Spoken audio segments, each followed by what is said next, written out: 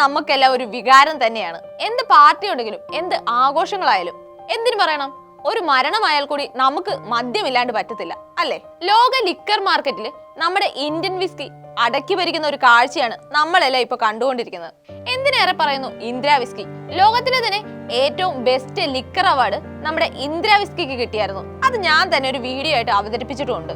അതുപോലെ തന്നെ 2023 ബെസ്റ്റ് വിസ്കിക്കുള്ള ഒരു അവാർഡ് റാംപൂർ വിസ്കിക്കും കിട്ടിയിട്ടുണ്ട്.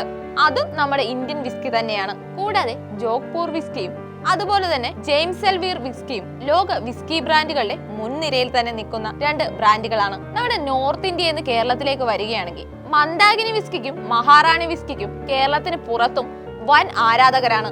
ഇനി വിസ്കിയുടെ കാര്യം വിട്, നമുക്കിനി പെപ്പറിന്റെ കാര്യം പറയാം. നിങ്ങൾ ഫ്ലിപ്കാർട്ടിലോ ആമസോണിലോ ഒക്കെ ഒന്ന് നോക്കൂ. അപ്പൊ ഇതിലൊക്കെ തന്നെ നമ്മുടെ പെപ്പർ ഒരു ബോട്ടിൽ രൂപത്തിൽ വാങ്ങാൻ കിട്ടും. അപ്പൊ ഇതിന്റെ പേരൊക്കെ നിങ്ങൾ ശ്രദ്ധിച്ചിട്ടുണ്ടോ? അപ്പോൾ ഈ പെപ്പർ കൂടുതൽ വാങ്ങുന്നത് അമേരിക്കൻസും യൂറോപ്യൻസും ഒക്കെയാണ്. സാധാരണ പെപ്പറൊക്കെ ബ്ലാക്ക് പെപ്പർ എന്ന് മാത്രമേ എഴുതാറുള്ളൂ. എന്നാൽ നല്ല പ്രീമിയം ആയിട്ടുള്ള പെപ്പറൊക്കെ താഴെ ബ്ലാക്ക് പെപ്പറിന്റെ കൂടെ തല്ലിശ്ശേരി എന്നും കൂടി എഴുതാറുണ്ട്, അതായത് തലശ്ശേരി. കാരണം എന്തെന്ന് വെച്ചാൽ 1605 വാസ്കോഡ ഗാമ കേരളത്തിലെത്തിയപ്പോൾ കുരുമുളക് കൊണ്ടായിരുന്നു തിരിച്ചു പോരുന്നത്.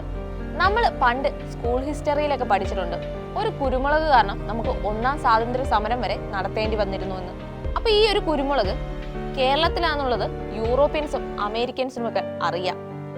അപ്പൊ അതുകൊണ്ട് തന്നെ അവർ തലശ്ശേരി എന്ന് പറയുന്നതിന് പകരം തല്ലിശ്ശേരി എന്നാണ് പറഞ്ഞിരുന്നത്. പേറ്റന്റ് ഒക്കെ അവരുടെ തന്നെ ആണെങ്കിലും നമ്മുടെ പേരുപയോഗിച്ചാണ് അവർ മാർക്കറ്റ് ചെയ്യുന്നത്. അപ്പൊ ഈ കേരളത്തിന് ഇത്രയും വലിയ മാർക്കറ്റ് ഉള്ള കാര്യം നമ്മൾ പലർക്കും അറിയത്തില്ല.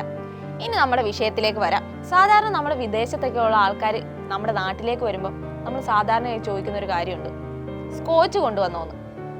എന്നാൽ ഇനിയിപ്പോൾ കുറച്ച് നാളും കൂടെ കഴിഞ്ഞു കഴിയുമ്പോൾ എന്തായിരിക്കും ചോദിക്കുന്നതെന്ന് അറിയാവോ?